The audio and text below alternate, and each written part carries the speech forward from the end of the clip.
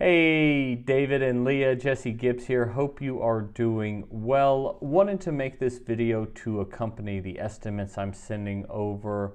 Now, please understand these are preliminary estimates based on the information from your application.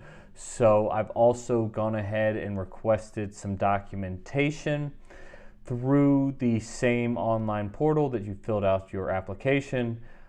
Basic information. The one thing you may have a question about is, why do I need your tax returns? Since you have a rental property, I am required to collect your tax returns so we can calculate our rental income. Now, if you happen to sell that property before we close on the new property, I will no longer need that information and I will just delete it out of our system. I do encourage you to use the upload function in your portal. It keeps your information secure. We're dealing with very private information, bank account statements, items with your social. So please upload through that so we can make sure everything's secure. Right now, I can qualify you, again, based on what I have and today's rates, on holding both of the properties and purchasing the new properties. And we wouldn't even have to come out of pocket, or open up a bridge loan. I think it looks like, based on the asset information you provided, we've got some checking accounts, we've got a trust account, things like that we could pull from. But let me know after watching the video and seeing what the numbers look like. This is just beginning the discussion for us. But otherwise, let's flip the screen around now and I'm gonna walk through these estimates with you. You guys purchased, less than a year ago, so we have a lot of the same information you saw when you initially purchased. So at the top left, we've got basic information, your names. I've just got placeholders here for the property address. Now we are looking for a single family home. It's going to be our primary residence. Based on our application, we've got a $485 purchase price. We're going to put 5% down and we're going to have a 95% loan to value. Option one, you'll notice we've got two options down here. Option one is a 6.99% interest rate for a 30-year fixed. It is accompanied with a 1% discount point. These are based on today's rates, your good credit. You may recall from your previous purchase, interest rates are going to update every day. So once we're under contract, our rates and costs may be different than what I'm providing to you today. Moving on down, under loan costs, we have a doc prep and admin fee here. These are standard fees based on these are standard fees for Highland Mortgage. These are the only fees that we collect directly. The discount points associated with the rate and is passed along. We've got an appraisal fee here. As noted, estimated attorney's fees.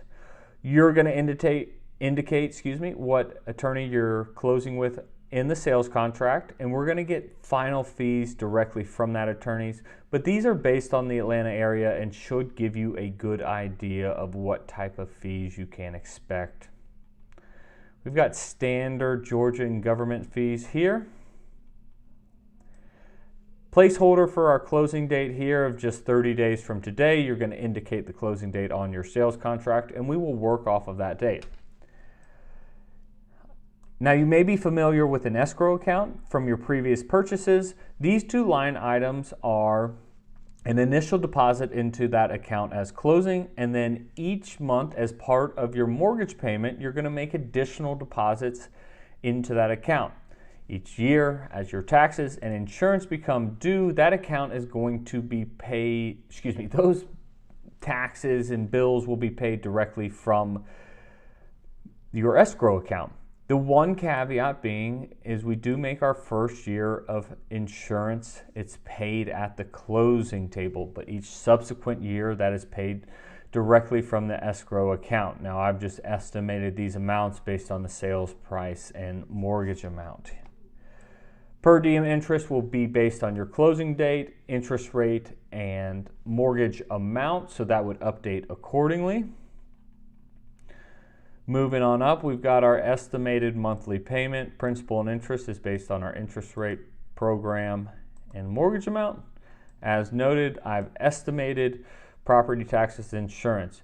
Your mortgage insurance is TBD, so mortgage insurance varies widely based on your debt load, the location of the property. There's several factors in this. So you would have mortgage insurance on top of this, but until I have your final documentation, I don't really want to quote that out because it can vary so widely. So once I get the documents, I'll update this information so we have a fairly accurate view of what our mortgage insurance might be.